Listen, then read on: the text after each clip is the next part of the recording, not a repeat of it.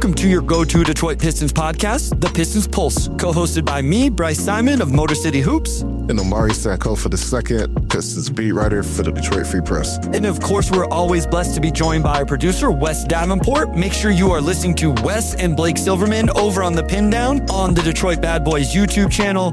And of course, send all of your, all of your thoughts to little Winona as she's joined the Pistons Pulse family. And of course, Jill. This is what's bad about having kids, Omari. You'll learn this someday. Once you have a kid, nobody cares about you anymore. So I don't know if Wes and Jill have found this yet, but Winona is the star of the Davenport family right now. But yes, hopefully they are doing well.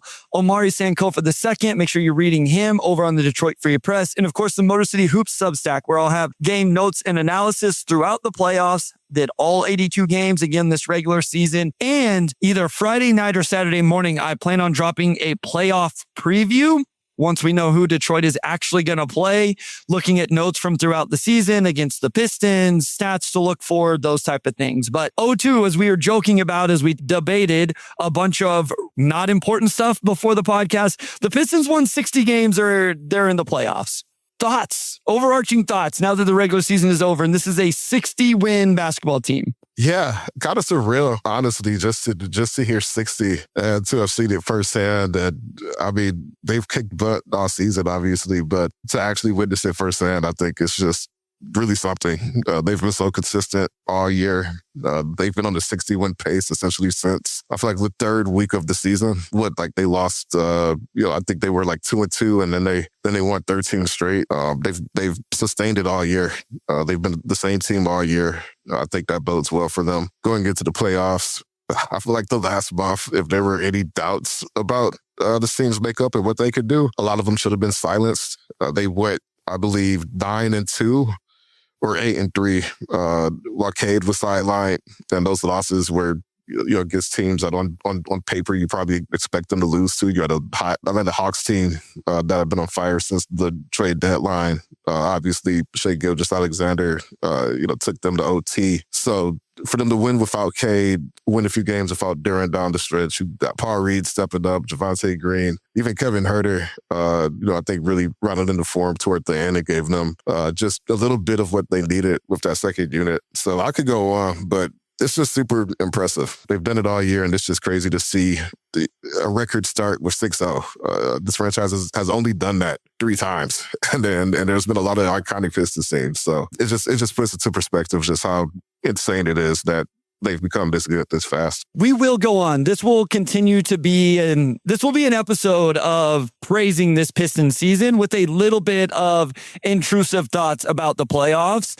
But when they win 60 games and do what they've done this year, I think it's worth that. We do have breaking news here. Wes, after all of this time and multiple episodes of saying it incorrectly when he knows I am embarrassed and hate pronouncing names incorrectly, lets me know that his firstborn child, her name is actually pronounced Winona, not Winona. And so I apologize to Wes, and most importantly, Jill and Winona, and all of the Pistons community out there that has also been saying her name wrong for the past few weeks. So Winona, I apologize to you, trying to make you a celebrity over here in the Pistons community, and I'm not even saying your name right. I'm sorry. Okay. Wes, you could have said something a little sooner too. You know what's funny? I'm going to sell him out here. His dad had to tell him. It wasn't even Wes. It was his dad had to say, hey, you're letting Bryce say that Michael says Bryce, that's close enough. Not with the firstborn child. You get to like child 3, 4, 5, but no, I appreciate it. I will get it correct from now on. So where do we want to start here with this 60-win season, Omari? Are there games that stand out? Is there a moment that stands out? Is there a player that's 2-year turnaround is historic, Richard says. I was talking about that recently, whatever it was, 28 game losing streak, 14 wins 2 years ago. You make the jump to what they did last year, and then another massive jump. I think that's a huge part of it. We talk all the time about, okay, going from not very good to decent is one thing. making that next jump is really impressive. And they did that. And man, like they did it without like any major moves. They didn't trade all their draft picks. They didn't do anything like that. I think that's the most surprising thing to me. I'll start with that, O2. And this is my biggest pitch for JB being coach of the year, which I unquestionably think he should. And I don't know if he's going to be, and I don't know how that vote's going to go. And I know a lot of people disagree. This team didn't do anything in the offseason that made people go, wow. They didn't do anything in the offseason that said, oh, they're going to take another jump. Nobody said anything about them winning the East. I think they were fourth at the most for a lot of people. And not only are they first, they did it with 60 wins. And it's not like it was perfect all year, O2. Cade's not eligible for postseason awards, only played 64 games. Tobias only played 63. Isaiah played 58. I'm not saying other teams didn't deal with injuries, but it's not like this team was just healthy. You know, it's not like they lucked into health or something like that. And so I think that's my biggest surprise. So I would say that's mine is I think that what they did without making any major changes, anything major at the deadline, I think that that's my biggest surprise. Yeah. You look back at the discussion with this team toward the end of last offseason, and there wasn't a lot of excitement for what they had done. Obviously, they got screwed a little bit just with the Malik Beasley situation. Well, he and the Pistons, got caught off guard by that, and that forced them to pivot at the last minute. On paper, I mean, I think we talked about it on here, obviously, to pivot to Malik Beasley. I'm sorry, to pivot to Duncan Robinson, to Karis LeVert, Javonte Green. Like, those were just like smart, prudent signings, right? Probably not going to take you over the top single-handedly, but could at least help you stay afloat. But it's not like they went and got a Michael Porter Jr. or, some kind of splashier move that if you said this time last year that they would win 60 games, you would probably assume that they went and got somebody, right? That they went and got somebody to pair next to Cade. And yeah, that's what makes it so impressive is that they just stayed the course. I think that was the logical thing to do. It's to not panic trade everybody, kind of take stock of what you have. But that worked out better than anybody could have reasonably predicted. And a lot of guys have just brought it into form around the same time. This is the best version of Cade we've seen. Obviously, Duren and Ausar, I think, had, the two clear best seasons of their careers. Isaiah Stewart, I think this is the best all-around version of him we've seen. Paul Reed, statistically, his numbers always pop, but just his sample size this season, he's continued to outperform whatever expectation you have for a third sitter. So just a lot of things clicked at the right time. But I think the other aspect of that too is just the chemistry piece of it. The team really felt it had something special last season, and you lost a few of the guys who were instrumental in that, in Beasley and Tim Hardaway Jr. But, Javonte, Duncan, Karis, these guys have come in and fit in seamlessly. And yeah, it just speaks to how strong the foundation was, even though for whatever reason you had to kind of go through the worst season in the franchise history to, become the third best season in franchise history. So just that continuity from 2 years ago all the way until now,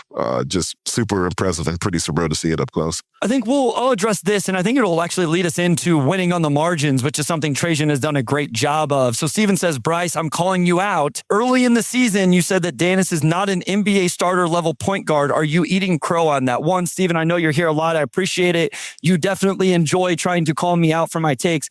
I will just quickly say, I struggle a little bit that you want to call me out about this when I was one of the first people banging the Danis Jenkins is an NBA player drum, not just here, but even on Game Theory on a national stage, saying that Danis is more than just a two-way player, that he's an NBA level player. And I will not eat crow on this yet. If Danis ends up being the starter in the playoffs, then I will. If the Pistons decide this offseason that Danis is, the starter next to Cade, then I will. I know Danis played really well in the non-Cade games, but do I think Danis Jenkins is better than Cade Cunningham where he's the starting point guard and Cade plays off of him? I don't think that. Do I think here's where I will say that I've come around more. Is there a world where Danis ends up being the off-ball guard to Cade Cunningham in a starting lineup? I have come around a little bit. That is a possibility. I do think that's where I will eat crow. I would not have gone that far a few months ago. But I'm not there quite yet. Again, I feel like I've been Dennis's biggest supporter, so I do struggle a little bit being the one to get called out, being anti-Dennis in some capacity. And if he ends up unseating Cade Cunningham as the point guard of this team, I will absolutely eat crow on that. But to that point, O2, Dennis Jenkins, Javonte Green, even Kevin Huerter starting to look this way here recently. Obviously, Paul Reed. Can we talk about how Trajan Langdon has won on the margins with this team? This is what people, when I did this for the first few years, this is what people, why don't they hit on a second round pick? Why don't they hit on an undrafted free agent? Why don't they hit on somebody that nobody else wants? There are multiple examples here where Trajan has done it. I think there's a lot of love to be given for what Trajan did rounding out the roster. And that is a huge part of their 60-win success. And that's what's so interesting about it. You mentioned Troy, but these are Troy's guys, by and large, right? He traded the draft picks. The draft picks are. The draft picks. I mean, he traded the Dito for Isaiah Stewart, traded a protected future first. I think you could look at the entirety of that deal and say that worked out pretty well for the Pistons, and then got them on a good extension. On top of that, Jalen Duren is somebody he would have taken at 5, and of course they took J.I. and got Duren at 13. But if you had taken Duren at 5, I think you look back, that probably would have worked out for him. Ausar, like, these are the guys that he drafted, and they've turned this around. But to your point, Trajan, I think has found the guys to complement them, and those margin moves, finding a two-way guy in Dennis who has won games for them this season. Toe Luce also signed a contract to kind of step in as a third, fourth big. Has been great. Last offseason, adding Malik Beasley and Tim Hardaway Jr., I think was huge for Cade's growth. And then this past offseason to pivot and be able to go get Karras and Duncan, and then also Kevin Huerter. Oh, and Schroeder last year. Yeah, that was a really nice move, yes. Yeah, it seems like pretty much all of those marginal moves that, when they first happen, maybe you see them as low upside, or, they'll just keep things afloat. But I feel like he's knocked these moves out of the park. The Pistons are extremely deep. Yeah, Paul Reed, another guy who came in on a pretty cheap deal. No, they picked him up off of waivers, I'm pretty sure. I think that's right. They ended up waiving him and re-signing him to a deal. I forget the exact order of events for that one. But again, just the type of move where you're thinking ahead. That's where Trajan's been extremely strong, is identifying what the roster needs and then finding the right players to fill those spots. It seems like just about every move he's made has either met or performed expectations. Yeah. And just just the Troy stuff as well. Obviously, Jaden Ivey, we'll see what happens. The Killian Hayes one was not the right pick. It's funny, I looked at that draft class, though. I mean, Jalen Duren probably is going to end up around 5 in that class if you did a redraft with that class right now. So there are a couple misses. Again, Jaden Ivey's probably not. Killian Hayes, not one. The James Wiseman trade ended up looking really weird. And what's funny was that one was for Sadiq Bey, who actually... And that was a good pick, too. At 19, Sadiq turned into a good pick. Pick looks good. It just ends up interesting that that's who he ended up trading for James Wiseman. But yeah, I mean, Trajan, this move at the deadline now, and again, we've already kind of talked through this multiple times now, but Kevin Huerter, I think what did I put him at? 20 of his last 50 3-pointers over his last 9 games. If all of a sudden he's mid to upper 30s, playing the way with the confidence we've seen here recently, like that could end up being... That trade can end up looking pretty decent along with the pick swap, which we'll talk more about later as we talk about some options at 21 and whether that just gets them a pick at 21, or I'll throw out some other scenarios that it may open up for them as well. So I did want to start there. I also do want to mention this. I know people have their thoughts about Tom Gores, and I get it and all of that, but just strictly from this perspective, he paid Monty Williams a lot of money that was owed on his contract after 1 year, and then came in fresh with JB, came in fresh with Trajan Langdon, and made those decisions. So, they did, make those moves. I do want to go back to the top of the roster a little. Well, no, here real quick. FlyMonk321 says, let's hear it for Woo's 82 games. So Javonte Green, a name we've mentioned in this, plays all 82. shoots over 50% from the corners in terms of 3-point attempts. Off-ball defense is really good. Just another one of those guys I would not have guessed, was not on my bingo card. I think I mentioned that on the Substack, that Javonte Green would be the guy to play all 82 games for this team this season. And he just fits the team to a T as well. I think he was the last free agent they signed last summer. It was like I'm pretty sure it was after Summer League. Like it was sometime in August. And, he had been a road guy in, Chicago and at his previous stops. But, I think it's tough at that point to project what the road looks like and the extent that they can impact this team. JB was pretty high on him from the jump. He said during camp that he's a guy that's going to win games for us just because of the energy he plays with. I think that ended up being true. He ended up shooting, 38% from three overall. He shot the ball probably way better than you could have predicted coming in. And then just the defense, the athleticism, for him to come off the bench is just the way he meshes with the way this team likes to play. Again, that's something I think that's tough to predict until you actually see it. But again, credit to Trajan for identifying that and finding a rotation guy who played 82 games and I think was impactful in 82 games as well. All right, let's go back to the top of the roster and talk through these guys a little bit. We'll get into some award stuff when we talk about this. Cade Cunningham ends the season 24 points per game on 46, 34, 81, 5.5 rebounds, just under 10 assists, 9.9 assists, 1.4 steals, 0.8 blocks. Obviously, we know the injury and all of that stuff. What is our takeaway from Cade Cunningham's season overall here? I think we both would agree that he would be first team All NBA. Let's just leave it there. If he was healthy, if he was eligible, he would be first team All NBA. Where he ends up in that hierarchy of MVP, it's probably not worth debating because it doesn't end up mattering here. But just an incredible season from Cade Cunningham. Your thoughts on terms of expectations coming into the season and what we actually got from him? Yeah, I think this was the most complete season of his career as far as what we saw on the floor. And it's not just the counting stats, which obviously were really good. I'm looking now. He gave him 24, 10, and 6. Shot 46% overall. Slumped a little bit from three and at the line. But again, like I would say he's made up for that with the step forward he took defensively. And since his rookie season, I think we've seen Cade be a high effort, high impact defender. But the consistency of it this season, the shot blocking, everything with it. I think this was the first season where he really truly cemented himself as one of the game's top two-way players. And among point guards, how many point guards at his size are giving what he's giving you defensively from a playmaking standpoint, primary scoring? Like you said, he would probably be first team All NBA had he qualified. So this is what you wanted to see from Cade, essentially when you took him number one. And I think back-to-back seasons now, he's shown that minimum. He's a top 10 guy on this team and can impact winning. All right, let's go to break. When we come back, I want to talk about the season of Jalen Duren, because when you talk about, as Arthur says here, I think this was a great comment, people always talk about internal growth in the offseason, but this was the perfect example. Yes, a lot of internal growth, and no better example of that than Jalen Duren. We will talk about his season right after this.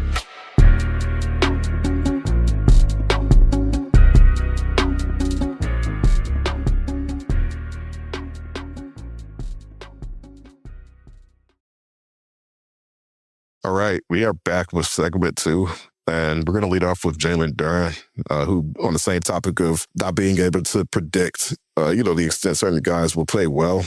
I think we acknowledge that Duren had a chance to step into a much bigger role, but it's another thing to actually see a guy pull that off. And I think we've talked about it a lot, but he is going to be one of the front runners, if not the front runner for most improved player. And I don't know if there's a guy in the NBA who improved just his overall just stock valuation, importance, whatever you want to say, more than Jalen Duren has in the last year. I think he is one of the biggest reasons why, if not the biggest reason why, they stayed afloat during Cade's injury down the stretch, because it turns out he's just going to keep giving you 23, 24, 11, somewhere between 60 and 70% shooting every single night. And he's been historically efficient in that regard. It's crazy. I was talking about this yesterday on the radio with Anthony Bellino and Lomas Brown, and it was like, for him to up his offense the way he did this year and not lose anything in regards to his rebounding, didn't lose anything in regards to his defense. That's really impressive, Omari. Like, that is not easy to do, to take on the extra offensive load that he has. When you look at his usage percentage, whenever you look at his field goal attempts, right? So last season, for reference, in more games, mind you, he shot 546 times. In 8 less games this year, he shot 800 times. And that number's amplified even more when you consider he darn near doubled his free throw attempts. Like, his free throw rates, let me check this. Yeah, I mean, it's ridiculous, almost 10% more. He led the league in true shooting percentage this year. And again, the offensive rebounding stayed the same. The defensive rebounding went down just a touch if you look like at defensive rebound percentage, but it's not a drastic downtick. And again, I think what I said was, I think his defense has gotten much better than what we saw at the beginning of last season. I think it's gotten slightly better than what we saw at the end of last season and into the playoffs. And so I think that's my big thing with him, is all of this offensive usage and not slipping anywhere else. Yeah, and that's really it, right?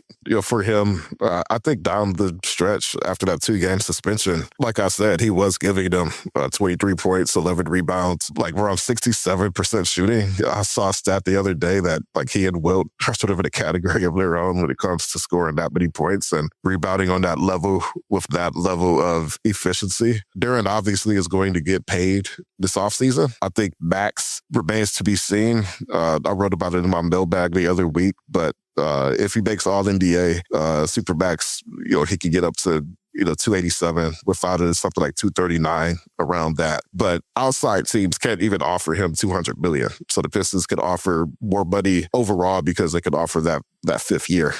So something like 5 years, $200 billion, which is $40 billion a year. That puts you just above Alperen Şengün, if you want to compare his impacts to him. Obviously, 2 very different players, and some people may even take him over Şengün now. I'm not sure where that debate lies. But long story short, I think Jalen Duren's next deal starts with a 2. Like, he's absolutely played himself into that conversation. Yeah, unless he takes less years for some reason. But I don't think from the player side of it, but with what I assume Detroit would be willing to go AAV, I don't see any reason for him to go less years. Yeah, I will also say his availability has been pretty good. He played 78 games last year. He played 70 games this year as a big. His first couple years were in the 60s, but if I remember right, especially that second year with 61 games, wasn't that just but it was ankle stuff, right? It seems like he had a couple decent ankle rolls that weren't like, it wasn't anything that's like overly concerning. I think the ankles almost got to the point where like, man, is he going to be like continuous ankle injuries? And I hope I don't, like, this doesn't happen now. I hope I'm not speaking this into an existence, but just seems like he's been very available. Yes, there we go. I'm knocking on mine as well. I got you. Derek Brown, truly, thank you so much. Derek gives us a super chat here and says, shout out to the Pistons Pulse. Thank you for all the hard work you guys put in the last 4 years for us. Haven't missed an episode in years. Let's go to the NBA Finals. Derek, truly thank you for the support. Thank you for the super chat. Thank you to everybody. But that is really, really generous, and we are grateful of that. Omari, we kind of forgot to bring that up. I texted the group that we went over 4 years of the Pistons Pulse a couple months ago. I think it's been 6 weeks ago now. And then we kept forgetting to bring it up on the pod, which is funny because this time of year we have so much to talk about because the team is so good and they are so interesting. Let's stay here on Duren real quick because I think it was your dad said, Mr. Sankofa, I think Duren goes at 3 or 4 in a redraft. I think that's interesting. I was just going to look at like the totals from that draft class. So here's some totals, guys. In that 2022 draft class, he is 5th in total points behind only Paolo, J-Dub, Benedict Mathurin, Jabari Smith Jr. He is obviously 1st in total rebounds by over 700. He is actually where is he at? Guess where he is in total assists in that draft class, Omari? So Jalen Williams is in that draft class. So that draft class was Paolo, Chet, Jabari, Chet, that's right. Keegan, Benedict Mathurin, obviously Jaden Ivey, Usman Jang. Just total assists. This is Jalen Duren, a center, total assists. I would guess maybe 8 or 9. He is 6th in 6. total, Wow. behind Andrew Nembhard, Paolo Banchero, J-Dub, Dyson Daniels, and actually Jaden Ivey, who would be 5th. And then it's Jalen Duren above all others. Just kind of ridiculous in regards to that. It's, speaking to the availability, he's 7th in total minutes played. He's 2nd in value over replacement player. I don't want to get into those advanced stuff too much, but yeah, I said 5th just to be super safe without doing too much research. I think there's a chance that it's, maybe even higher than that. So yeah, it was a great pick by Troy Weaver. Then I remember when the reports came out that, he had considered Jalen Duren at 5. Kind of sounded crazy then. It sure as heck doesn't look crazy now. Ausar Thompson, probably somebody we need to talk about here. Oh, no, real quick on JD. So I did All NBA recently over on Game Theory. Jalen Duren was real close to making 3rd team All NBA for me. And quite honestly, if I was trying, I think sometimes I go overboard trying not to be a homer over there. I may have went with him because of the amount of guys that aren't eligible. Cade, Edwards, Booker, etc. I still don't know if we've got an answer on Luka Doncic or not. There's 12 or 13 guys that I think you would say had all NBA level seasons where you just look at it and you're like, yeah, that looks like all NBA. Then it became a couple spots for, I would say 7 to 10 guys where I didn't necessarily immediately think, oh, those are all NBA level players. But 2 of those guys are going to get on there. He's going to get some votes, I think, for all NBA is my point here on that 3rd. I don't know that he makes it, but if people say, hey, the Pistons need representation and maybe he gets a boost from that, I think there's an outside chance he does make it. Yeah, we talked about this a little bit last week with Fred Katz, that is, but with a few people not qualifying, the door does open for Duren, and he should be in that conversation. He's the 2nd best player on the best team in the East, like a 60-win team. I think historically, 60-win teams have at least one guy make All-NBA. Cade not qualifying naturally, I think will propel Duren in that conversation, because if they can survive 18 games without Cade, clearly somebody's pulling that slack. And I think Duren did do a lot of that. So I don't know if he actually makes 3rd team, but I do believe he'll appear on ballots. Richard asked, did Cade file an exception appeal or no? Amari, I thought we would have answers on all of this yesterday, to be quite honest with people, because my understanding was ballots were going out, but I haven't seen anybody tweet even about Luka. Did we get Luka news on whether Luka was eligible? Luka is the only player I've seen any type of reporting on as far as filing that type of exemption. And I think the argument he's going with is his ex-wife or fiance. I don't know if they were married, but to witness the birth of his child, which they had overseas. So, there's some sort of rule that they're trying to tap into to make an exception based on that game. But in general, I'm curious to see the extent that they want to open the floodgates on guys on the edge just qualifying. Because if you're going to allow 64, then, why not just lower it to 60 at that point, right? So this is from Reddit. So please, I'm not on Reddit. This was a Google search. So disclaimer here, just Googled to see what I could find. This Reddit post says, per Mark Stein, the NBA has held off sending ballot awards to resolve Doncic's eligibility. And sounds like a hearing with an independent arbiter must happen within 2 days. So my guess is we hear something tomorrow. Again, that is via Reddit on a quick Google search. And that Reddit post is saying that was via Mark Stein. I don't know if that's from his Substack or whatever. So again, I want to very much give a disclaimer here. This was a quick Google search. I was not able to find anything else out. I assume Shams will have it whenever a decision is made. And so that's why I was assuming no decision had come thus far. I do like some of these. I do wonder if Jalen Duren is going to eventually have a mid-range jumper. So yeah, Ian, it wasn't a Pistons Reddit. It was a Luka Doncic Reddit. I don't know how well moderated that was. I do think Jalen Duren's going to have a mid-range jumper at some point. I think I had that in my pre-draft notes. I did not have the ball handling stuff. Definitely didn't see that. But I think I did mention in my notes that he might have a mid-range jumper. Let's go to Ausar Thompson because I think we can continue with the award stuff here, O2. I think Ausar Thompson Thompson is very comfortably a first-team all-defense player. Unquestionably, for me, I don't think it's particularly close. I know we've had some national guests on, and I've listened to other podcasts, and I've seen other people call out national people who didn't. I don't see the argument for him not to be, unless it's a voter who just thinks bigs are overwhelmingly more valuable in the defensive end than perimeter players and has an all defensive team with only centers. If it's only Victor and Chet and Rudy and Bam and somebody else. If it's not that, I don't think there's any way for me. I refuse to use the word objectively because I don't think that's a word you can use when we're talking about sports. But for me, I've struggled to hear the case that Ausar Thompson isn't first team all defense when, as Mr. Ray says, he's the best perimeter defender in the NBA this season. And I truly believe that. Ausar plays defense like he's going 10% slower than everybody else. Like the way like a guard will be getting ready to gather or whatever it may be, Ausar just kind of reaches out and casually just snatches the ball from him. I feel like especially the last few weeks, he had a handful of blocks where it seems like he jumped at the last possible second, but still like elevated so high and so quickly. He got a full hand on the ball.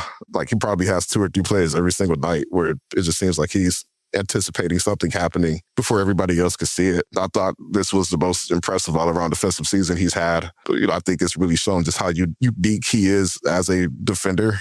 I know he led the NBA with like 2 steals per game, but that doesn't even really quite sum up just how disruptive he is in passing lanes. Because once again, he has the gift of precognition. He just seems to know exactly where the ball is going to be or what the ball handler is going to do, and he just creates so much chaos out there. I think he's going to be first or second team all defense. Objective or not, if I had a ballot this season, I do not. He would be first team for me. I just don't see 4 more players in the NBA who have been as impactful, if not more, than him. And the one guy who does cross that bar none, is Wemby. Outside of that, I don't know if anybody's surpassing Ausar Thompson's impact night in and night out. Wes says Ausar erases perimeter players like I remember Ben Wallace erasing bigs when I was a kid. Obviously very different in function, but it's similarly overwhelming in my opinion. And that's from Wes. I agree. I made the argument that he is the best combination on the perimeter of guard you at the point of attack solidly while also being able to disrupt you. There are guys that are very disruptive defenders. They'll get steals and deflections and those type of things, but maybe not quite as solid. And then there are players who are very solid, like they'll really guard you, but maybe there's not the steals and the blocks and deflections and all of those things. Ausar is just constantly disrupting things at the point of attack, on ball, off the ball. I think he's the best perimeter defender in the NBA this year. FlyMump221 says, who's even the second best perimeter defender? Derek White. So for me, I had Scotty Barnes as my final first team all defense. It would depend on, I don't think you would call Scotty Barnes a perimeter defender. He's not a big, but I would say Derek White, yes, had the second best defensive season from like true perimeter players. Cason Wallace obviously has an argument. There's some other guys as well. But Caleb says, what do you guys think about a minutes threshold if they're within a few games of the 65? I just think if we're going to keep this, it just should be a minutes thing anyway. I don't know if it was on purpose. There was a graphic I saw the other day, I don't know if it purposely was discounting Wembanyama or just making a point by using his total minutes played. But Cade has played like 2,000 minutes, I think. I think that's how many minutes he's played this year. He's played more than Wemby, who qualifies. 21. Cade Cunningham has played the most minutes on the Pistons this year, 2,172, and is not eligible for awards. That is crazy for me. I don't even care about awards, but like that just seems ridiculous to me that you can lead your team in minutes, play over 2,000, and not be eligible. We don't have time for me to get off on this tangent. So Will says, for the show, guys, just getting off work, so I'm joining late. How about I'm about to start the pod over. Enjoy, Will. Appreciate it. Okay, yeah, let's real quick. Any of the other players? I like the way Tobias looks going into the playoffs offensively. I'll talk about that in just a second on the other end of the floor. But I thought he's played well. Ryan Holland, knocking down 3-pointers at the end of the season. How much are you buying into this improvement he's shown over the last 2 weeks or so? This is hard for me because I've come on here and pitched like, hey, play the Ausar Thompson game for the playoffs. And I feel like Ron Holland just like, no, Bryce, you're an idiot. I can shoot, and I do still buy the mechanics. I want to be very clear. I buy Ron Holland as a shooter long-term. I truly do. So people know, he knocked down Yeah. 10 of his last 19 attempts over their last 5 games. So just over 50%. Obviously, that's not a very big sample size, but even if you go over the last 9 games, he shot 12 for 27, which is 44. So it's just the first time in his career that it seems like he sustained that type of consistency where, he's knocking down more than one nightly over the span of a week or two. That feels significant. I'm not saying he's going to shoot 40% in the playoffs, but it did feel like he was starting to kind of figure some things out at the end of the season there. I don't know how much to read into it, but I think it was real. I think what you said is probably right. I probably swung the pendulum too far a month ago when I said, stop shooting threes, just stampede attack and do all of those things. And you kind of talked me back. No, he still needs to take a couple when he's wide open and all of that. I feel like he's found a decent little lane there in terms of, okay, I'm going to take this one, but this one I'm going to stampede attack, or this one I'm going to dribble into something else. And so making 1 or 2 would be huge, and I guess we should probably talk about this a little bit as well. I think we've touched on about every player. Was Isaiah Stewart, I don't think we talked about enough. I know somebody asked, I think Stu would be in the conversation for second team all defense if he had the minutes played. I also think Stu would be in the conversation for 6th man of the year had he played enough games and, all of that. He missed enough time. I don't think that stuff is as possible now. This is what I want to get into a little bit. 0-2. Michael says, I personally think Ron will lose minutes to Javonte in the playoffs. I want to talk playoffs now. I want to talk intrusive thoughts. I want to talk things that maybe we're concerned about. I want to talk the rotation. I want to talk about all of that right after this.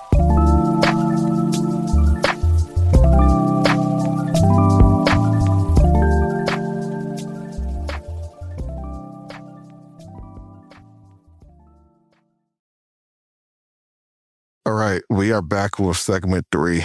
We're in a unique position of talking playoffs without knowing the opponent, right? That's going to start tonight with the play-in. Omari, we have a week. What are we supposed to do for a week? What are you doing here for the next week? You have a week off for the playoffs. Like, this sucks that they're the 1 seed. We don't get any basketball for a week. Yeah, so they will have their first practice of the postseason tomorrow. So okay. I'll be there for that.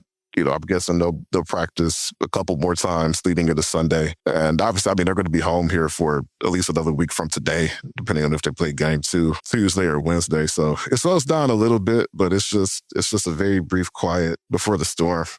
Let's talk about the play-in briefly. Is there a matchup you want to see for the Pistons, maybe just based on aesthetics or excitement or just because you think it'll be easy for them? Who is your preferred team to come out of the East? I'll go ahead and say I think a Pistons-Charlotte first round would be the most fun of any of those 4 teams, even if it resolves in 4 or 5 games, because I don't think it would go that long. That just seems like a fun series to me. So my cop-out answer is an unhealthy Philly team is probably the best chance to have a quote-unquote easy first round, right? I think I don't know what Embiid's, I know he had an appendicitis or appendix surgery or whatever, right? So yeah, I think he's been ruled out of the play-in at least. Play-in, yeah. And so I don't know how much further that goes or whatever, but an unhealthy Philly team, I think, is the most reasonably realistic one that could happen that I think would give them an easy first round. I want to be very clear here, especially with them healthy. Somebody asked me about that today. Don't they have a couple players out? I was like, no, Detroit is actually healthy right now going into game 1 on Sunday. I'm picking them in no matter who the matchup is. I will say that I think all of these teams will give some sort of challenge, right? Charlotte with their offense, Miami because it's Miami, and Orlando is just sneaky. They've been weird all year, but they are kind of healthy right now. I just don't know if they're going to be able to gel together enough, but they can defend when they're really locked in. They have some high-level players. And so I think any of these teams will give Detroit a real challenge, but I think Detroit is here for it. I said this last night. They won 60 games. I'm sure you could go through their schedule and nitpick things here and there, and this guy didn't play, and this was an outlier shooting game. 60 wins, 0-2. There's something about your team and the foundation of your team and your culture to win 60 games in the regular season. And I have to believe that's going to pay off in the playoffs and show itself in the playoffs. So to answer the other part of your question, I want them to play Charlotte. And please, if a Charlotte Hornets fan hears this, do not aggregate that I'm saying that that's the easy matchup. I think it's the most fun matchup. I think Detroit, Charlotte would be cinema, as somebody said earlier. I think it would be awesome. I don't think they like each other. I don't think Moussa Diabate and Isaiah Stewart would last that first round. That actually would make me a little nervous that they would be able, that they would be able to control it. That would be the funnest first round. I think it would be cool to see them play Miami because Spo is such a good coach and he'd be throwing out zones. I still have, PTSD from Tyler Hero, fourth quarter hot streaks that ended up winning Miami games. So I think Miami would be my second choice of this group. Yeah, we're actually in agreement on that. I wrote a story today kind of ranking matchup difficulty, and I had Charlotte 1 and Miami 2. And I would have had Miami 1 for the reasons you mentioned, but they got a slump to end the year. They lost 10 of their last 15, and their defense just really fell apart at the end of the season. That doesn't mean that trend will continue in the playoffs, but it just seems like they kind of lost their verve when they needed to be locked in. Charlotte, I think not only are they just the best team in that group, especially if Embiid isn't healthy in the play-in, they're top 3 in three-point percentage and attempts. Kanupo and LaMelo Ball were number 1 and number 2 in made three-pointers. And I just think they're the team. Too, real quick, do you know how many times that's happened in NBA history? I know Steph and Clay did it, right? They were the only other teammates to do it. I think they did it 4 times. Con and LaMelo were the second teammates to do it after those two guys. Yeah, which is crazy. So just a team with that style of play. And I don't think they're a serious threat to the Pistons. I just don't think they're deep enough. I don't think they're strong enough inside or disciplined enough. But I do think if they just got hot from 3, like they knocked off 21 threes one night, and the Pistons just can't get it going for whatever reason, they could steal a game or 2. So I agree. I think that's just the most fun matchup, just because stylistically they're so different, and the Hornets are the best team of the 4. But yeah, Miami's scary too, just because of Spoelstra, and then you've got Bam, Norm Powell, and Tyler Hero, who could all pop off and swing an outcome. So they're not a very deep team, but they feel like a team that could be better than some of its parts in the playoffs. Caleb says, famous Pistons podcaster Bryce Simon claims he wants the Hornets. Clip that. The only reason I would allow that clipped is because you called me a famous Pistons podcaster. So if it's going to be labeled famous, then I'll take it. Okay. I do want to talk about, I keep calling it intrusive thoughts because these are things we worry about. And I know you don't worry about it because ultimately you don't care. Like, you're just covering the team. That's your job. I understand that. You're not a fan like others, but you still cover this team. You still see the potential flaws in this team. You still look at what. So for me, it's just like things I worry about that may cost them a playoff series, whether it's round 1, round 2. What would be, if I said, what is a worry for you for them going into the playoffs? I'll start. For me, one of my worries is for a team predicated on defense that's been the second best defense in the NBA all year, that has defenders like Ausar Thompson, Isaiah Stewart. I'm a little bit nervous. I have an intrusive thought about the perimeter defense holding up against certain matchups, whether that's round 1, round 2, round 3, wherever, because obviously Duncan Robinson has been admirable all year, but we know teams are really going to attack him. As much as I love the way Tobias Harris is moving right now and how he's looked offensively, I'm a little nervous against certain matchups, him getting attacked defensively on the perimeter. I wonder if it's going to take Cade a little while to get back to where he normally is on the defensive end coming off this injury. And so I have a little bit of worry there about what if the defense isn't as good in the playoffs and teams are able to attack the Pistons on the perimeter. So that's one of my intrusive thoughts about the playoffs. What is one of your potential worries or hiccups? And it's not even necessarily like a first round thing, but maybe them getting to an Eastern Conference Finals or all the way to the finals. Yeah. So it's interesting because 3-point shooting was a weakness for this team until the last 20 games or so. They ended the season on a bit of a hot streak. Duncan was especially hot down the stretch. I'm trying to pull up their last 22 games now, and I can't get the actual percentage to load on Basketball Reference. But I know going into Saturday's game, they were like top 5 in the NBA in percentage basically since the beginning of March. It was like since March 1st or March 3rd. So this is real quick. This is the last 15 games. They were 5th in the NBA at 39% from three. Yeah, and you just have some guys shooting the ball really well in that stretch. And I also do think Kevin Huerter, him finishing well after a cold start, helped bring them to level. They finished the season as an average three-point shooting team, which I actually think is great for this group. So if you asked me a month ago, that would have been the biggest worry, is that, you just have nights where they don't fall. Like you go like 6 for 24, which we've seen this season.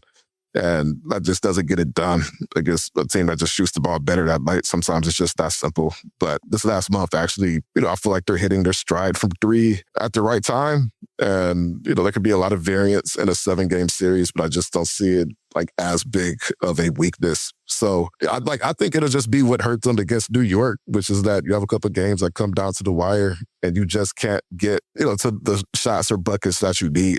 Duren, I think, has an opportunity to really show that he is that quote unquote number 2. And if he could continue to step up in the playoffs, I mean, for him, I think the free throw shooting piece is huge. If he's above 75%, which he's pretty much always been, like that's just huge, right? Especially late in games. So that's it. I think you have squads that have more than one go-to guy. I think the Pistons addressed some of that with Duren having the breakout season that he had, but they're really going to have to put those concerns to rest. And I think Duren or somebody's going to have to really step up and be that guy for them some nights, especially if a team's able to take Cade out of his rhythm. I think the other thing Rocco brings up here, and I don't know if this is like a worry or whatever, but this is something I'm very interested to see.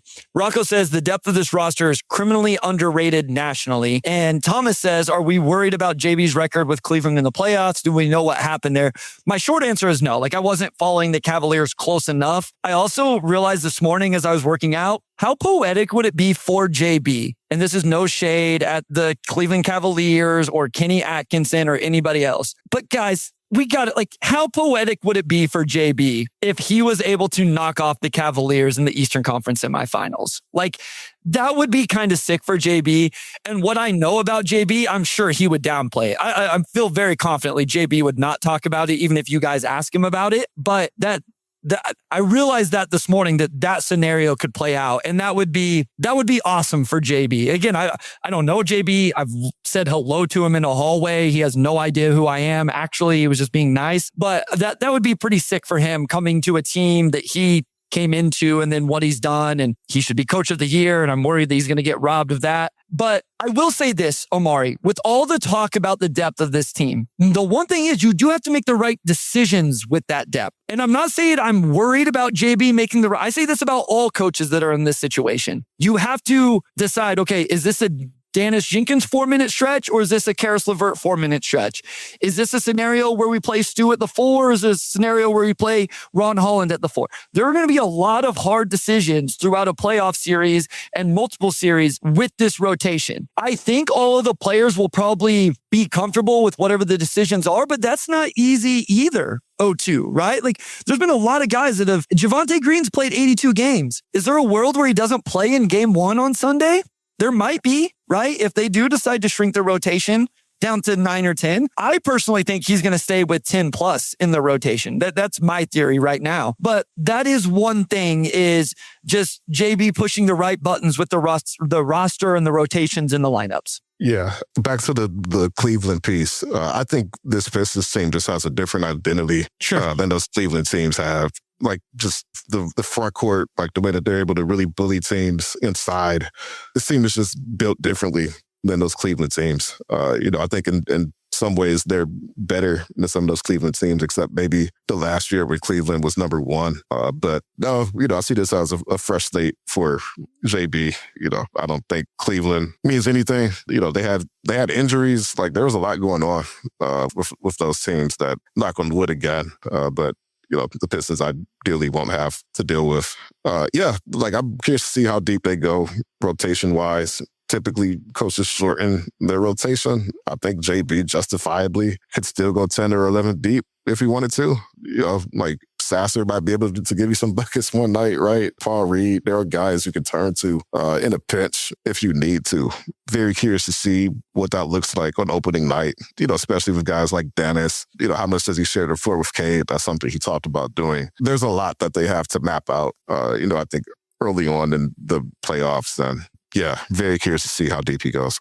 Yeah, I mean, for the record, I very much assume that Javonte Green will play. Like, I was just throwing out scenarios, and I think JB should. I think he should. This is what this team is, right? The identity is defense, toughness, all of us, everybody contributes. I do think at some point you get deep into a series and it's like, Cade, you got to play 42 tonight, right? Cade's going to play 44. Maybe JD plays, more or something like that. But in general, I think you keep playing these guys, especially in the first half. If a guy's hot, you play him in the second half. If it looks like an off night, whatever. But I do just think it's one of those things where, those decisions will be interesting. Anything else? I agree with this also, Thomas. Dennis, get more catch and shoot threes. I agree with that also. Anything else before we touch on the 2026 draft? We had questions about that on Twitter. People have been talking about it more. We do have a week break here. And to your point, Omari, we don't even know who the opponent is yet. So it's kind of hard to do some of that stuff right now. So if there is a time, hopefully over the next 6 weeks or so, to talk NBA draft, this is the episode to do it. Yeah, Wes brings up a good point. It was only 2 postseason runs in Cleveland, so not a massive sample size there. And you know what? Maybe Detroit in this organization is going to get the payoff from lessons learned from those 2 playoff runs by JB. You ready to talk draft just a little bit, or do you have anything else on the regular season or look into the playoffs? I don't want to talk draft. Like, I'm not the one pushing this, right? Like, this is not me. Yeah, I mean, I've not dug too deeply into the 21st pick. Just the one thing that does intrigue me about this draft is it's a really prime opportunity for them potentially to get maybe one of the last few really highly touted rookies who could help contribute to this team. I think with the new CBA, teams being able to find guys who could contribute and like with those first round picks is huge. Just the value that you have to have them under team control for 4 years and everything else. That 21st pick could end up being pretty consequential for the next season and the seasons beyond, especially since they have so many second round picks they're sitting on too. Like, they have at least 15 that are available for trade. I forget the exact number, but you could potentially package 4 or 5 seconds with 21 and, because you get up to like 17, 18, are you on the verge of getting a lottery guy at that point? Bryce, who are some of the primary guys you think would make sense for him around that spot? Yeah, so I just want to shout out the questions. Salit said, hey guys, what do you think? Who will the Pistons sign next season? Will they look to upgrade the power forward position or keep Tobias?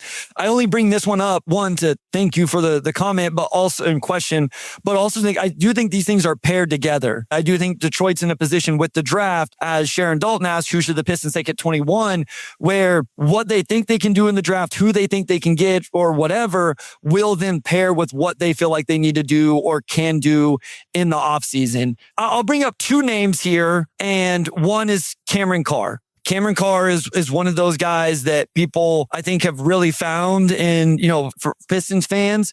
Right now, I have him in this range.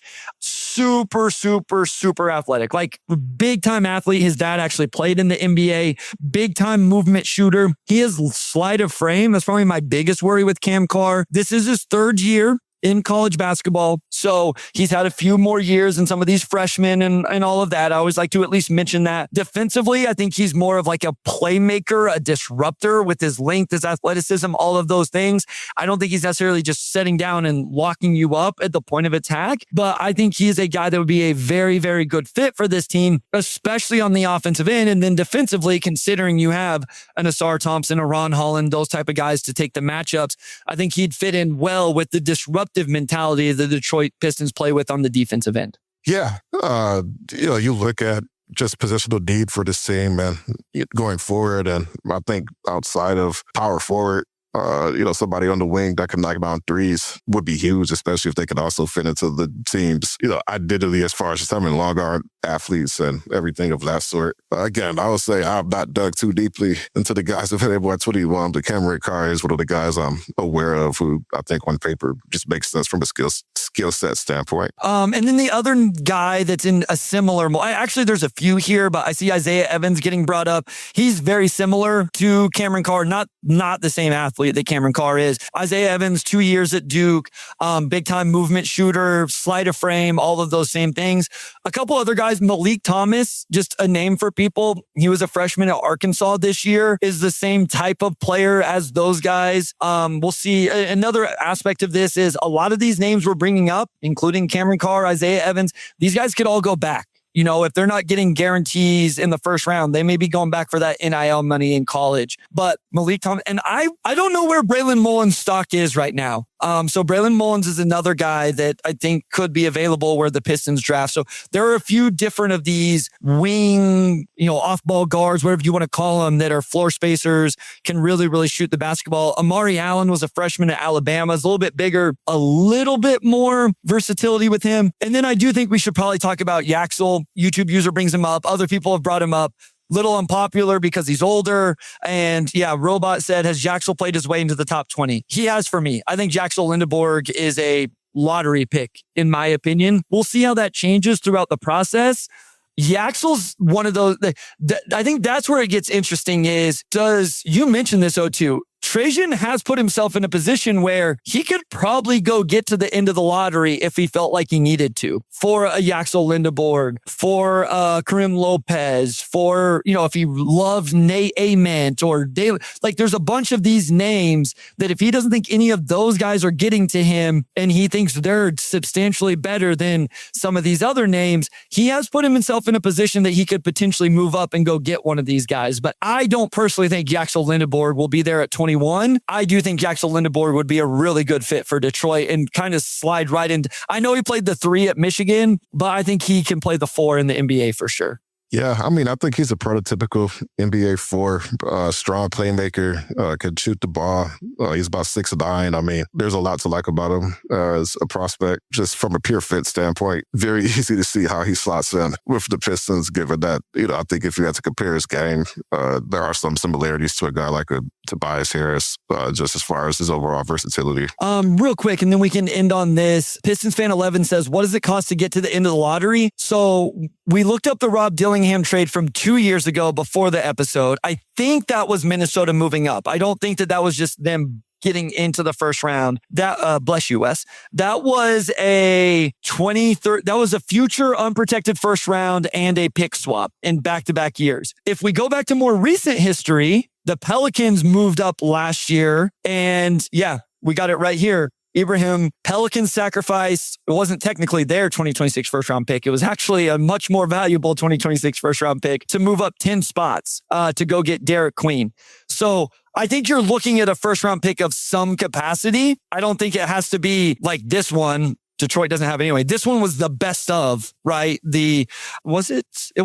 Oh, it was there. No, you're right. It was the best of theirs. Yeah, my fault. You're right, Abraham. It was the best of theirs and Milwaukee's. You're right. I apologize. That went to Atlanta. You're right. I apologize. Yeah, it would be, you're probably looking at a first round pick of some sort to move up that far. So that's kind of the draft capital if you wanted to get all the way up into the lottery. But again, that was seen as not great process. So I don't know if pick protection, stuff like that. Yeah, that's what Pistons fans would be looking at if you want to get up into the lottery. So any other thoughts on the draft, Omari? No pressing thoughts on the draft. I'm curious to see when we revisit this topic. It's April 14th.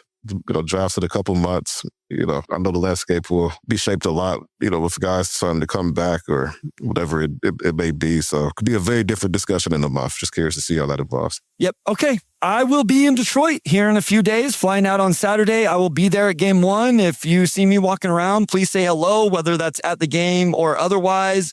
Yeah, say what's up. I'm excited. I haven't been back in Detroit for, I think it's been a few years since I've been there. So I'm excited to be there. Obviously, that'll disrupt the podcasting a little bit. We'll probably try to do something Monday or Tuesday, depending on when game 2 is. But hopefully this gets you guys through the week. check out all of Omari's work over on the Free Press, all the stuff he's got dropping over there. I'll have something on Motor City Hoops Substack before game one. Once we find out who they're playing, I will have kind of a series preview to look at that. So make sure you're subscribed over there, checking all that stuff out. Thank you for everybody for joining. We appreciate the support, and we'll be back either after game one, maybe after game two, but my guess is we'll get some sort of recap after the next day after game one. Louis Pizza went in town. Well, I'll talk to Omari about that. We'll figure out, but he's never let me down. We've hit some good spots since I've been there. So Winona, hope you're having a great day there. Wes and Jill, thank you as always. O2, take it away, my guy. All right. Big thanks to our audio producer, Robin Chan, our editor-in-chief, Nicole Avery Nichols, and a big shout out to Wes Davenport, as always. And we'll talk to you all next week.